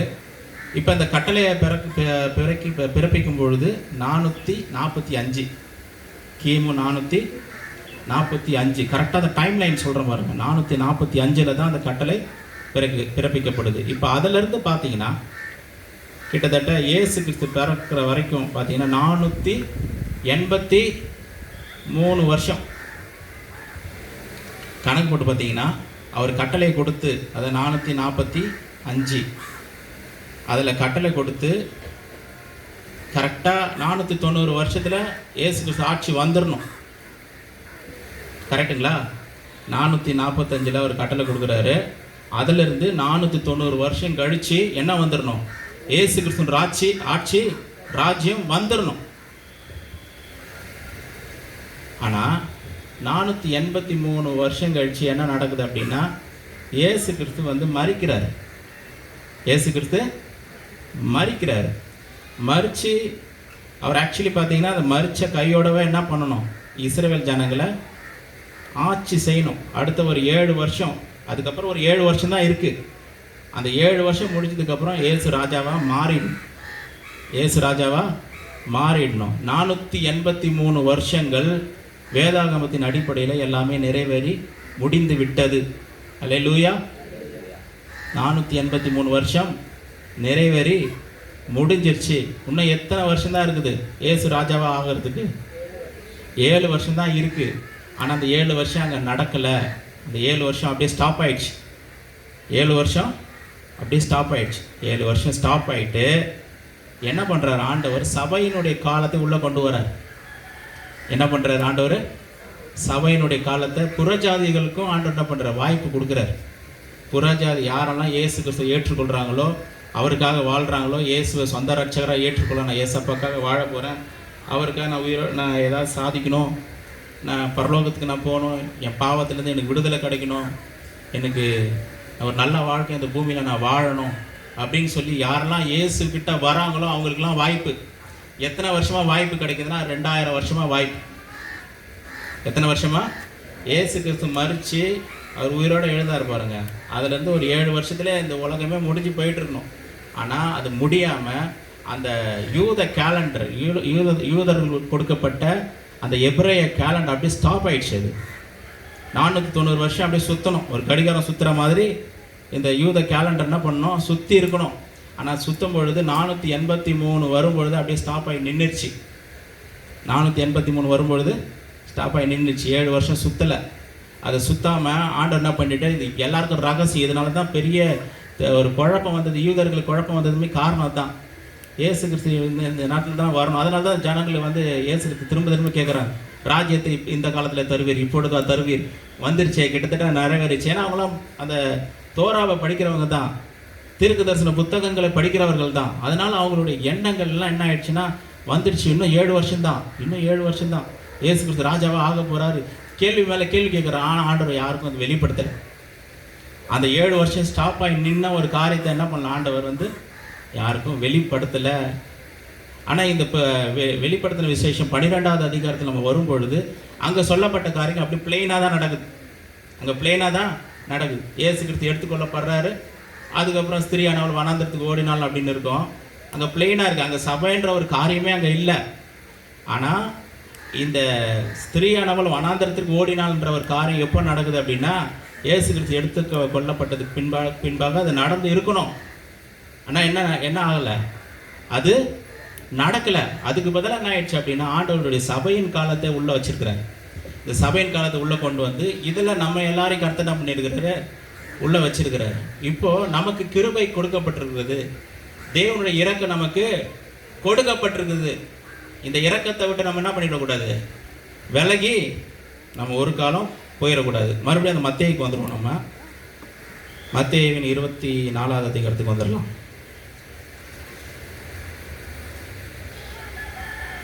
இப்போ இது கொஞ்சம் வாசிச்சா நமக்கு புரியும். 15வது வசனத்துக்கு வந்துடலாம். 24:15.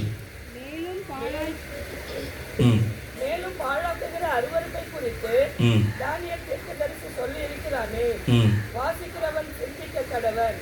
நீங்கள் அதை பரிசுத்த ஸ்தலத்தில் நிற்க காணும்போது யூதேயாவில் இருக்கிறவர்கள் மலைகளுக்கு ஓடி போக கடவர்கள். ஓகே, இங்க என்ன நடக்குது அப்படின்னா, ஆண்டவர் இயேசு சொல்றாரு, என்ன சொல்றாரு, தானியேலுக்கு சொல்லப்பட்ட அந்த ஒரு காரியம், அதாவது மேசியா வந்து சங்கரிக்கப்படுவார் அப்படின்னு சொல்லப்பட்டிருந்துச்சு. சங்கரிக்கப்பட்டு, அதாவது மரிக்கிறாரு, சிலுவையில் அறையப்படுறாரு, அறையப்பட்டு 3ஆம் நாளில் உயிர் தெழுறாரு. சரிங்களா? இதுக்கப்புறம் என்ன நடக்குது அப்படின்னா, இம்மீடியட்டாக ஒரு 7 வருஷம் இருக்குது. அந்த 7 வருஷத்தில் முதல் ஒரு 3.5 வருஷம், நல்லா கவனிங்க, முதல் ஒரு 3.5 வருஷம் கொஞ்சம் சுமாராக இருக்கும். இஸ்ரவேல் ஜனங்க கொஞ்சம் பாதுகாக்கப்படுவார்கள், அவர்களுக்கு பெரிய பிரச்சனை வராது. ஏங்க பிரச்சனை வராது? 3.5 வருஷத்தில் இயேசு கிறிஸ்து பரிசுத்த சபை எடுத்துக்கொள்ளப்பட்டுரும். சபை எடுத்துக்கொள்ளப்பட்டுரும். அதாவது என்ன நடக்குது அப்படின்னா, அந்த கடைசி ஒரு 7 வருஷம் பெண்டிங் இருக்குதுன்னு நான் சொன்னேங்கள, கடைசியாக ஒரு 7 வருஷம் பெண்டிங் இருக்குது. அந்த 7 வருஷத்துக்கு முன்பதாக என்ன வந்துடணும், சபை எடுத்துக்கொள்ளப்படுகிற ஒரு காரியம் வந்துடும். அல்லேலூயா.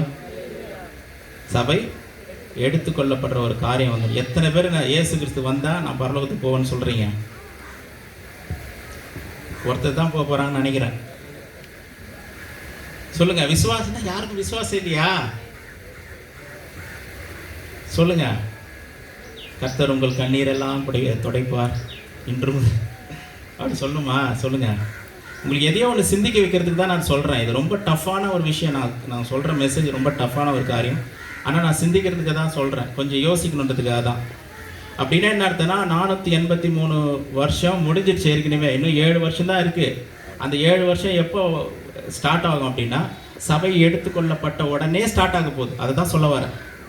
இப்போ நம்ம சபையின் காலத்தில் இருக்கிறோம். இயேசு கிறிஸ்து யாருக்கும் சொல்லாமலே என்ன பண்ணிட்டாரு, 483க்கும் கடைசியாக இருக்கிற 7க்கும் நடுவில் இந்த சபையின் காலத்தை வச்சுட்டாரு. இப்போ சபையின் காலம் தான் இப்போ ஓடிக்கிட்டு இருக்குது. சரிங்களா? இப்போ அந்த 7 வருஷம் பெண்டிங் இருக்குது, அது ஸ்டார்ட் ஆகணும். அது ஸ்டார்ட் ஆகணும்னா இந்த சபை எடுத்துக்கொள்ளப்படணும். இந்த சபையினுடைய காலம் முடியணும். முடிஞ்சால் தான் அடுத்த 7 வருஷம் தொடங்கும். அப்போ இந்த சபையின் காலம் எப்போங்க முடியணும் ஒரு கேள்வி இருக்குமா இருக்காதா? சொல்லுங்கள். எப்போ இருக்கும்? சொல்லுங்கள். எப்போ சபையின் காலம் முடியும்? அதுக்கு தானே இயேசு சொன்னார், ஏதோ சீக்கிரமாக வருகிறேன்னு சொல்லி. நீங்கள் நினையாத நாளைகளை அவர் வருவார்னு சொல்லி அதுக்கு தானே ஆண்டவர் சொல்லியிருக்கிறாரு. அந்த நாளையும் அந்த நாழிகையும் பிதா தவிர வேறொருவனும் அறியான்னு சொல்லியிருக்கிறார். யாருக்குமே தெரியாது. இப்போ சபை எடுத்துக்கொள்ளப்படுன்றது யாருக்கும் தெரியாது. இஸ்ரவேலருக்காவது கரெக்டாக டைம் லைன் எல்லாமே கொடுத்துருந்தார், 490 வருஷம்னு சொல்லி. ஆனால் நம்ம சபைக்கு டைம் லைன் கிடையாது. எப்போ எடுத்துக்கொள்ளப்படும் தெரியாது, எப்போ இயேசு கிறிஸ்து வருகை வரும் தெரியாது. அதனால் நீங்கள் ஆயத்தம் உள்ளவர்களாக இருங்க. ஆண்டவர் நமக்கு கொடுக்குற அட்வைஸ் என்ன தெரியுங்களா? அங்கே வந்து 490 சொன்னார். ஆனால் நமக்கு சபைக்கு கொடுக்குற அட்வைஸ் என்ன தெரியுங்களா? ஆயத்தமாக இருங்கள், எப்பொழுதும் ஆயத்தமாக இருங்கள். ஆனால் அவர் எப்போ வருவார்னு தெரியாது. நம்முடைய இருதயம் ஆண்டவர் பக்கம் இல்லை அப்படின்னா, நம்ம ஆண்டவரை நேசிக்கலை அப்படின்னா, நம்ம சபையில் இல்லை அப்படின்னா, தேவனுடைய பிள்ளைகளாக நம்ம இல்லை அப்படின்னா, சுகபோகமான ஒரு வாழ்க்கை வாழ்கிறோம், நம்ம மனம் போன வாழ்க்கை வாழ்கிறோம், நமக்கு பிரியமான ஒரு வாழ்க்கை வாழ்கிறோம், இயேசுவை தேடலை, பைபிள் படிக்கலை, ஜெபம் பண்ணலை, எனக்கு விசுவாசம் இல்லை அப்படின்னு நம்ம இருந்தோன்னா அந்த மனுஷனுக்கு ஆபத்து. என்ன வரும்? ஆபத்து வரும். கடைசி காலத்தில் நம்ம வாழ்ந்துட்டு இருக்கோம். ஆண்டவர் ஏதோ ஒரு கிருபை, ஏதோ ஒரு இரக்கம் கர்த்தர் நம்மளால வச்சிருக்கனால ஒரு சபையாக கர்த்தர் இங்கே தெரிந்தெடுத்திருக்கிறார் நம்மளை. ஹல்லேலூயா. தேவனுடைய சித்தம் இல்லாமல் ஒரு காரியம் நடக்காது. தேவனுடைய சித்தம் இல்லாமல், தேவனுடைய திட்டம் இல்லாமல், அவருடைய விருப்பம் இல்லாத ஒரு காரியம் இந்த பூமியில் நடக்காது. நம்ம தலையில் இருக்கிற ஒரு முடி கீழே விழுனா கூட அவருடைய சித்தத்தின்படி தான் கீழே விழும். அப்படி இருக்கும்போது இங்கே ஒரு சபையை நம்ம உருவாக்கி இருக்கிறாங்க, கர்த்தர் உண்டாக்கி இருக்கிறாரு. இது எப்படி நடந்தது? எப்படி தேவ சித்தமா இல்லையா? இல்லை, தேவ சித்தம். அல்லேலூயா. பவுலுடைய ஒரு ஆசான், அந்த ஆசான் பேர் தெரியுங்களா? அவருடைய தலைவர் பவுலுக்கு டீச் பண்ணவர்.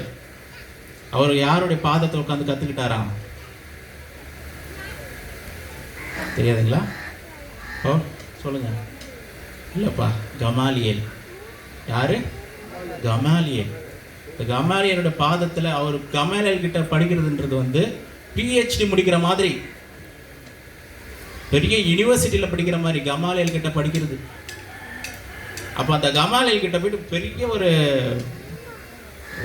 பெரிய சலசலப்பு, பெரிய கலகம், பெரியது ஓடிட்டு இருக்கு எருசலேமில் இது வரைக்கும் கேள்விப்படாத ஒரு விஷயம் நடக்குது. யாருக்குமே புரியாத, புதிராக இருக்குது.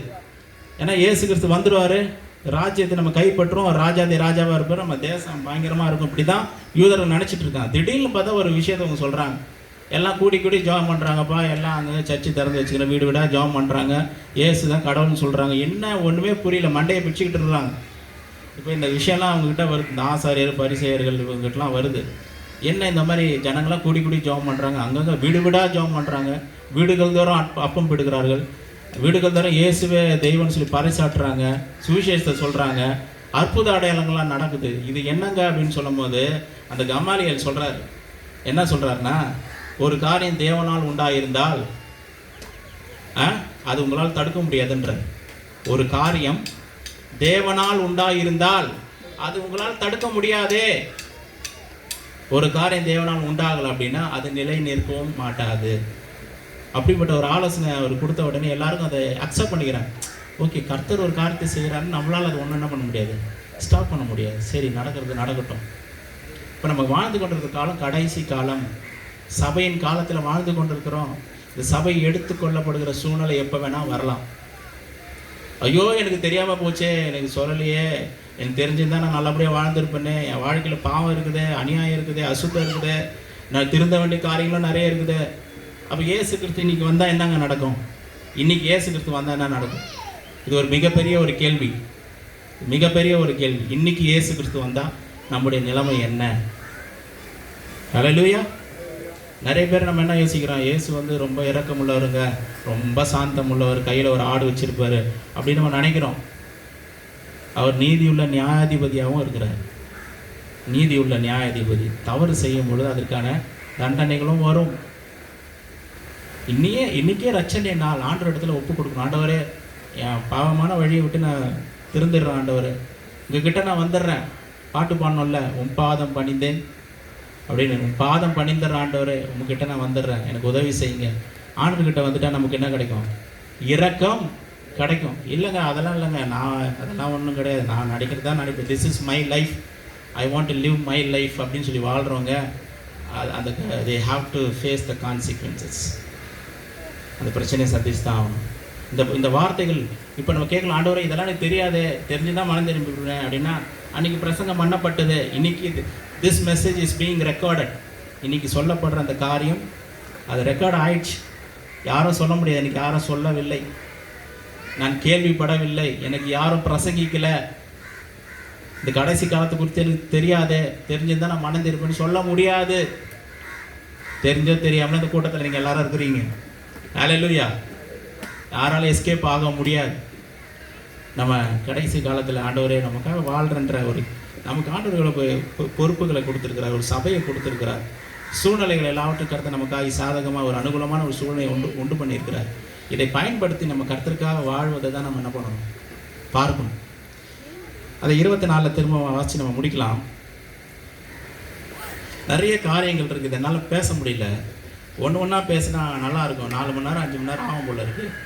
நான் ரொம்ப ஒரு மாதிரி 1 மணி நேரத்துக்குள்ளே முடிக்கணுன்ற ஒரு காரணத்துக்காக வேகமாக போகிற மாதிரி இருக்குது, தடுமாற்றமாக பேசுகிற மாதிரி இருக்குது எனக்கு. சரி, ஓகே. அப்போது நமக்கு சொன்னப்பட்ட காரியத்தை வாசிக்கலாம். சரிங்களா? 24வது அதிகாரம் 36வது வசனம். அந்த நாழிகையையும் என் பிதா ஒருவர் தவிர மற்றொருவரும் அறியார், பரலோகத்தில் உள்ள தூதர்களும் அறியார்கள். இயேசு கிறிஸ்து என்னைக்கு வருவார்னு யாருக்கும் தெரியாது. இயேசு கிறிஸ்து என்னைக்கு வருவார்னு யாருக்கும் தெரியாது. அடுத்த வசனம் நானே படிக்கிறேன். நோவாவின் காலத்தில் எப்படி நடந்ததோ அப்படியே மனுஷகுமாரன் வரும் காலத்திலும் நடக்கும். தெளிவாக சொல்கிறார். கடைசி காலம் எப்படி இருக்குன்னா இப்படி தான் இருக்கும். பயங்கரமாக எழுப்புதல் வந்துச்சுங்க. எல்லா ஜனங்களாம் மனம் திரும்பி அப்படியே வாழ்கிறாங்கன்னா பைபிளில் அப்படி இல்லை. பைபிளில் அப்படி இல்லை. கடைசி காலம் ரொம்ப கொடுமையான ஒரு காலம். சபைக்கு மாத்திரம்தான் அந்த ஒளி இருக்கும். சபைக்கு மாத்திரம்தான் அந்த ரட்சிப்பு இருக்கும். சபைக்கு மாத்திரம்தான் அந்த பாதுகாப்பும் தேவனுடைய கிருபையும் இருக்கும். யாரெல்லாம் அதுக்குள்ளே வராங்களோ, எப்படி அந்த பேழைக்குள்ளே அந்த 8 பேர் இருந்தாங்களோ அவங்களுக்கு தான் அந்த பாதுகாப்பு இருந்துச்சு, மற்றவர்களுக்கு அது இல்லை. ஆனால் எல்லாருக்கும் அந்த வாய்ப்பு கொடுக்கப்பட்டது, எல்லாருக்கும் அது அறிவிக்கப்பட்டது, சுவிசேஷமாக அறிவிக்கப்பட்டது, பிரசங்கிக்கப்பட்டது. எவ்வளோ சொன்னார் உள்ளே வந்துருங்கன்னு. நிறைய பேர் அதை கேட்கல. எப்படி எனில் ஜலப்பிரளயத்துக்கு முன்னான காலத்திலே நோவா பேழைக்குள் பிரவேசிக்கும் நாள் வரைக்கும் ஜனங்கள் புசித்தும், கவனிங்க, ஜனங்கள் புசித்தும் குடித்தும் பெண் கொண்டும் பெண் கொடுத்தும் ஜலப்பிரளயம் வந்து அனைவரையும் வாரிக்கொண்டு போகும் மட்டும் உணராதிருந்தார்கள். அப்படியே மனுஷகுமாரன் வரும் காலத்திலும் நடக்கும். இதுதான் சொல்கிறார். மனுஷகுமாரோட காலத்தில் எப்படி நடக்கும்னா இதே மாதிரி தான் நடக்கும். கடைசி காலத்தில் அவர்கள் புசித்தும், இன்னைக்கு இருக்கிற பெரிய பாவம் என்ன தெரியுங்களா? இருக்கிற பெரிய பாவம் புசித்தும் குடித்தும். சோதோமனுடைய அக்கிரமம்னு சொல்லிட்டு ஒரு வசனம் இருக்குது எசேக்கியேலில். சோதோமனுடைய அக்கிரமம் என்னன்னா நல்லா சாப்பிடுவாங்களாம். என்ன பண்ணுவாங்க? நல்லா சாப்பிடுவாங்க. சோம்பலாக இருப்பாங்களாம். நல்ல சாப்பாடு, நல்ல சோம்பலாக இருப்பாங்க, வேலை செய்ய மாட்டாங்க.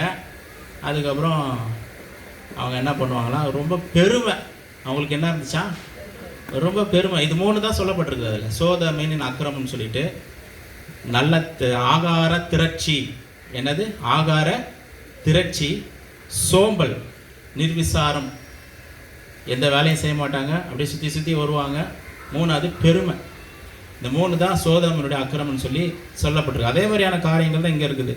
ஜனங்கள் புசித்து 3 வேலையை சாப்பிட்றாங்க. 4 சில பேர் 4 வேலை 5 வேலை சாப்பிட்டுட்டே இருக்கிறாங்க. அவங்களுக்கு எப்படி ஆவிக்குரிய ஜீவியம் வரும்? வர்றது கஷ்டம். அப்போது இதுதான் ஆண்டவர் சொல்கிறாரு.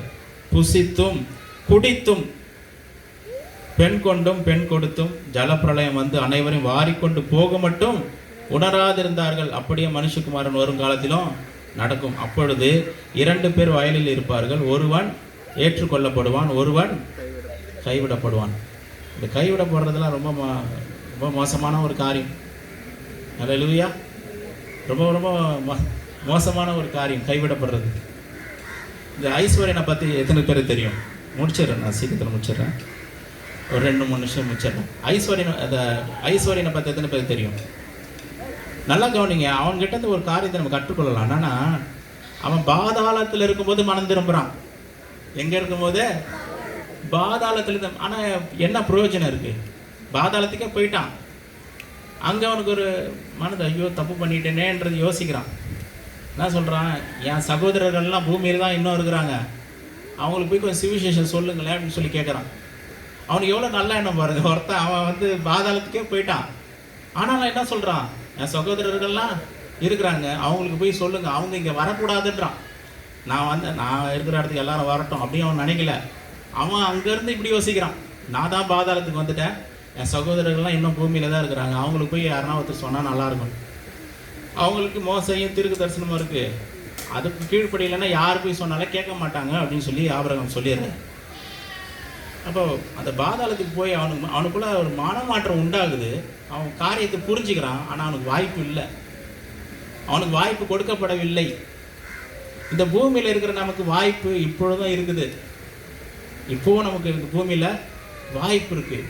எப்படிப்பட்ட நம்ம என்ன திருப்தி அடைஞ்சிடும் அப்படின்னா, நான் சர்ச்சுக்கு வந்துட்டேங்க, நான் இயேசுவை நேசிக்கிறேன், நான் பாரு, நான் சர்ச்சுக்கெலாம் வரேன், எல்லாம் பண்ணுறேன், காணிக்கெல்லாம் கொடுக்குறேன், எல்லாம் பண்ணுறாங்க, ஞானசனெலாம் எடுத்துட்டாங்க, அதோடு நம்ம நின்றுடுறோம். அப்படி இல்லை. எப்பொழுதும் நம்ம எப்படி இருக்கணுமா, ஆயத்தம் உள்ளவர்களாக நம்ம இருக்க வேண்டும் என்று ஆண்டவருடைய வசனம் சொல்லுது. கடைசி நாட்களில் வாழ்ந்து கொண்டிருக்கோம். நம்ம யாருக்காக நம்ம வாழ்கிறோம், யாருக்காக ஓடிக்கொண்டிருக்கிறோம், எப்படிப்பட்ட சூழ்நிலை. இந்த இது ஸ்டார்ட் ஆயிடுச்சு அப்படின்னா, இந்த சபை எடுத்துக்கொள்ளப்படுச்சு அப்படின்னா, சபை எடுத்துக்கொள்ளப்படும் பொழுது பரிசுத்த ஆவியானவரும் சேர்ந்து எடுத்துக்கொள்ளப்படுவார். அப்போ என்ன நடக்கும் அப்படின்னா, அந்த 7 வருஷம் அந்த கடிகாரம் நின்று இருந்து பாருங்க, திரும்ப அது சுற்ற ஆரம்பிக்கும். திரும்ப அது சுற்ற ஆரம்பிக்கும். பழைய ஏற்பாடு மறுபடியும் ஸ்டார்ட் ஆகிடும். எத்தனை வருஷம் கழிச்சு மறுபடியும் ஸ்டார்ட் ஆகுது? 2000 வருஷம் கழிச்சு பழைய ஏற்பாடு மறுபடியும் தொடங்கும். ஜனங்க என்ன பண்ணுவாங்க, மறுபடியும் இஸ்ரவேல் ஜனங்க, யூத ஜனங்கள்லாம் மறுபடியும் பலி செலுத்துறது, எல்லாம் பண்ணுறது, எல்லா காரியங்களும் செய்வாங்க. முதல்ல ஒரு 3.5 வருஷம் என்ன இருக்காதுன்னா, அவ்வளோ பெரிய உபத்திரங்கள்லாம் இருக்காது, ஓரளவுக்கு சுமாராக போகும். அது காரணம் என்ன அப்படின்னா, இந்த அந்தி கிறிஸ்துனுடைய வேலை, அதான் பாழாக்குகிறவன் தானியேலில் படித்தோம். அவனுடைய வேலை என்னன்னா, அவனுடைய குறிக்கோள் என்னன்னா, எல்லாரும் அவனை வணங்கணும், எல்லாரும் அவனை வணங்கணும். அதுதான் அவனுடைய குறிக்கோள். அதுக்காக என்ன பண்ணுறான், ஜனங்கக்கிட்ட சமாதானம் பேசுகிறான். யூத ஜனங்கக்கிட்ட, இஸ்ரேல் ஜனங்கிட்ட சமாதானம் பேசி எல்லாரும் அவனை வணங்கணுன்ற அந்த இடத்துக்கு கொண்டு வரணும்னு யோசிக்கிறான். அவன் ஜனங்களும் எப்படி இருக்காங்க, சமாதானமாக இருக்கிறாங்க, எல்லாம் செய்கிறாங்க, எல்லாம் பண்ணுறாங்க. ஆனால் ஒரு கட்டத்தில் வரும்போது அவங்களால என்ன பண்ண முடியல, இந்த அந்தி கிறிஸ்துவை ஏற்றுக்கொள்ள முடியவில்லை. ஒரு 3.5 வருஷம் கழிச்சு நடக்குது. ஏன் ஏற்றுக்கொள்ள முடியலன்னா, அவன் என்ன சொல்கிறான்னா, என்னை வணங்குங்கன்ற அந்த ஒரு இடத்துக்கு வரான். அப்போ அந்த யூத ஜனங்களால், இஸ்ரேல் ஜனங்களால் அதை ஏற்றுக்கொள்ள முடியாது. அவங்க யெகோவா தேவனை தவிர என்ன பண்ண மாட்டாங்க, வேறு யாரும் வணங்க மாட்டாங்க, வேறு யாரையும் வணங்க மாட்டாங்க, ஆராதிக்க மாட்டாங்க, தொழுது கொள்ள மாட்டாங்க, பலி செலுத்த மாட்டாங்க. அதனால் என்ன பண்ணுறான், இவனுக்கு ஒரே கோபம், எரிச்சல். அவங்கள அழிக்கிறதுக்கு என்ன பண்ணுறான், புறப்பட்டு போகிறான். அதனால தான் அந்த பாம்பு, அந்த வலு சர்ப்பம் போயிட்டு அவங்களோட யுத்தம் பண்ண போயிட்டுன்னு வரும். ஏன்னா அவன் கேட்கல. அப்படி இருந்தாலும் அவன் என்ன பண்ண, கடைசி வரைக்கும் என்ன பண்ண மாட்டாங்க இஸ்ரேல் ஜனங்க, அவனை வணங்க மாட்டாங்க. அப்புறம் அவனை விட்டுட்டு என்ன பண்ணுவான் அப்படின்னா, இதுதான் ரொம்ப ஹைலைட், அவனை விட்டுட்டு அந்த 12ஆம் அதிகாரத்தை வாட்சி முடிச்சிடலாம். வெளிப்படுத்தின விசேஷம் 12.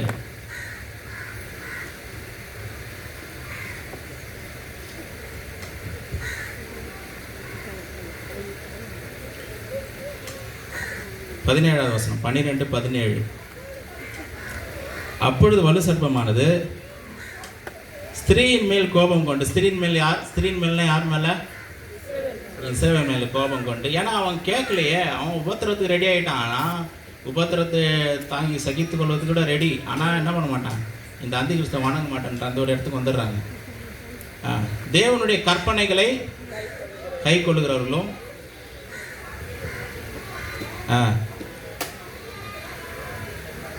அவருடைய சந்ததியான மற்றவர்களுடைய யுத்தம். இது என்னன்னா, இஸ்ரவேல்கிட்ட இவன் போராடி பார்த்து அவங்கள என்ன பண்ண முடியல, கண்ட்ரோல் பண்ண முடியல. இப்போ வேற ஒரு இடத்துக்கிட்ட போகிறான். அவங்க யார், அவங்க சொல்லுங்க. இஸ்ரவேல் ஜனங்க என்ன பண்ணுறாங்க, உபத்திரத்துக்குள்ளே போயிட்டாங்க. காரணம் அவங்க யாருமே அந்த அந்தி கிறிஸ்துவை வணங்கலை.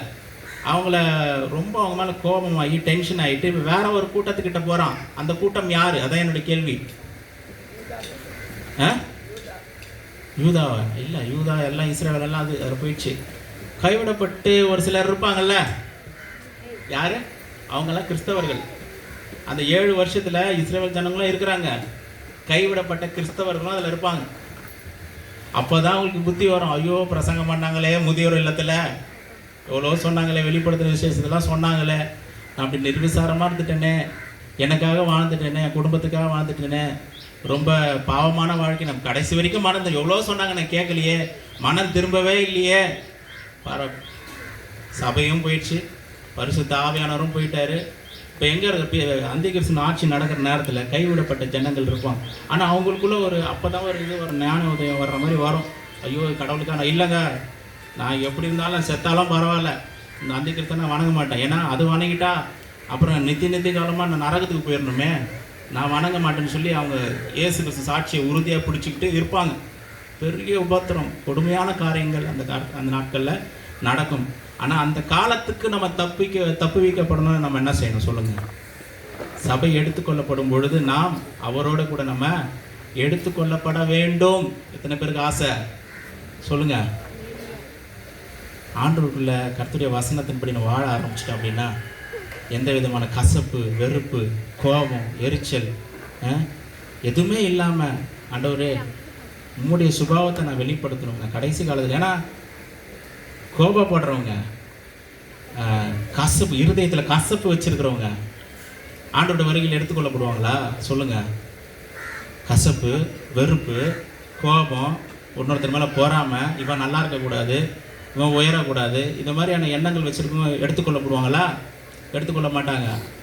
எடுத்துக்கொள்ளப்பட மாட்டாங்க. அவங்கெல்லாம் அந்த கைவிடப்பட்ட லிஸ்ட்டில் போயிடுவாங்க. அந்த காலத்துக்குள்ளே நம்ம என்ன பண்ணிடக்கூடாது? ஒரு காலமும் போகக்கூடாது. அப்படின்னா இந்த காலகட்டத்தில் ஆண்டவரே நான் உமக்காக நான் வாழ ஆரம்பிச்சிடறேன் ஏசப்பா. இந்த பைபிளை நான் இன்னிலேருந்து கொஞ்சம் ஒழுங்காக படிக்கலாம்னு நினைக்கிறேன். இன்னிலேருந்து நம்ம கொஞ்சம் உறுதியாக பின்பற்றணும்னு நினைக்கிறேன். இந்த வார்த்தையின்படி நான் வாழணும்னு நினைக்கிறேன். உமக்காக நான் பிரியமான ஒரு வாழ்க்கை வாழணும் அப்படி நினைக்கிறேன்னு சொல்கிறவங்க நிற்கலாம். அப்போடா முடிச்சுட்டா இருப்பான்னு சொல்கிறவங்களும் ஒரு அலையில சொல்லுவோமா?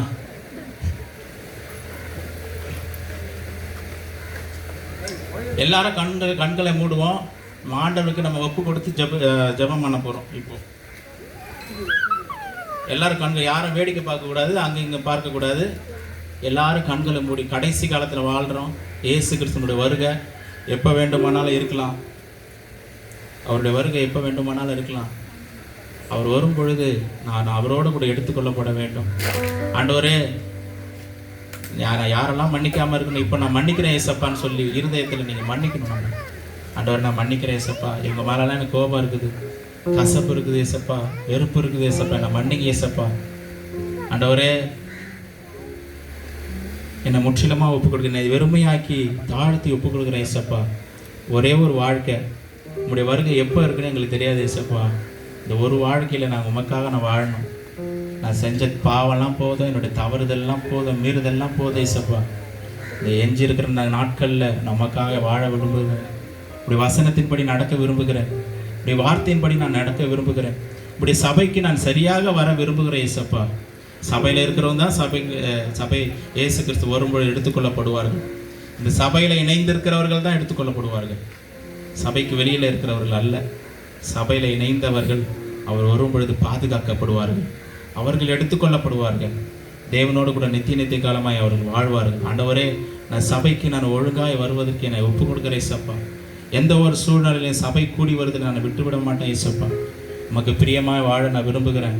எனக்கு கிருபை கொடுங்கப்பா. என் பாவத்தெல்லாம் மன்னிங்க, என்னுடைய அக்கிரமத்தை மன்னிங்க, என்னுடைய மீறுதலை மன்னிங்க. என் மேலே கிருபையாக இருங்கப்பா, தயவாக இருங்க ஏசப்பா. என்னுடைய பாவத்திலிருந்து விடுதலை பெறுவதற்கு எனக்கு கிருபை பாராட்டுங்க. எல்லா விதமான பாவமான காரியங்கள் எல்லாவற்றிலிருந்து விடுதலையாக கிருபை செய்யுங்க ஏசப்பா. ஒரு பரிசுத்தமுள்ள ஒரு வாழ்க்கை, ஒரு நீதியுள்ள வாழ்க்கை, உண்மையில இருக்கிற ஒரு விசுவாசமுள்ள ஒரு வாழ்க்கை நாங்கள் வாழ எங்களுக்கு உதவி செய்யுங்க சொல்லி நம்ம ஆண்டவரிடத்தில் நம்ம ஜெபிக்கலாம். ஸ்தோத்திரம். Thank you Jesus. இது ஜெபிக்கிற ஒரு நேரம், ஒரு 30 செகண்ட்ஸ் நம்ம அப்படியே ஜெபம் பண்ணி நம்ம முடிக்கலாம். எல்லாரும் கண்களை மூடி அப்படியே ஜெபம் பண்ணணும். ஸ்தோத்திரம். என்னை ஒப்புக் கொடுக்குற ஏசப்பா, எனக்கு உதவி செய்யுங்க. என் மேலே கிருபையாக இருங்க ஏசப்பா, உங்களுக்கு தயவாக இருங்க ஏசப்பா. ஆண்டவரே ஸ்தோத்திரம். நீர் வரும்பொழுது நான் எடுத்துக்கொள்ளப்பட வேண்டும் அப்பா. இந்த பாவ வாழ்க்கையில் தான் வெளியே வர விரும்புகிறேன்ப்பா, விடுபட விரும்புகிறேன் ஏசப்பா. உலகத்தின்படி நான் வாழ விரும்பலை ஏசப்பா, எனக்கு உதவி செய்யுங்க. எனக்கு ரட்சிப்பை கொடுங்கப்பா. பாவியாக என் மேலே கிருபையாக இருங்க நான் சொல்லுவேன். அன்று பார்த்து ஆண்டவரே, பாவியாக என் மேலே கிருபையாக இருங்க, என் மேலே இரக்கமாக இருங்கப்பா, மேலே தயவாக இருங்க ஏசப்பா. எனக்கு கிருபை கொடுங்கப்பா, தயவை பாராட்டுங்கப்பா. எல்லாவற்றிலும் உண்மையிலவனாக இருக்க எனக்கு உதவி செய்யுங்கப்பா, வழிநடத்துங்கப்பா. ஆண்டவரே, ஜெபித்த ஒவ்வொரு பிள்ளைகள் கர்த்தாவை நீ தொட்டு பலப்படுத்தும்படியாக ஜெபிக்கிறேன். இப்படி கிருபை ஒவ்வொருவரையும் தொடரட்டும், ஒவ்வொருவரையும் கர்த்தர் நீ பலப்படுத்தும்படியாக ஜெபிக்கிறேன். இப்படி நாமத்திற்கு சகல துதி கன மகிமை அவர் சொல்கிறேன். இயேசு கிறிஸ்து மூலம் கேட்குற ஜீவனுள்ள நல்ல பிதாவே, ஆமென்.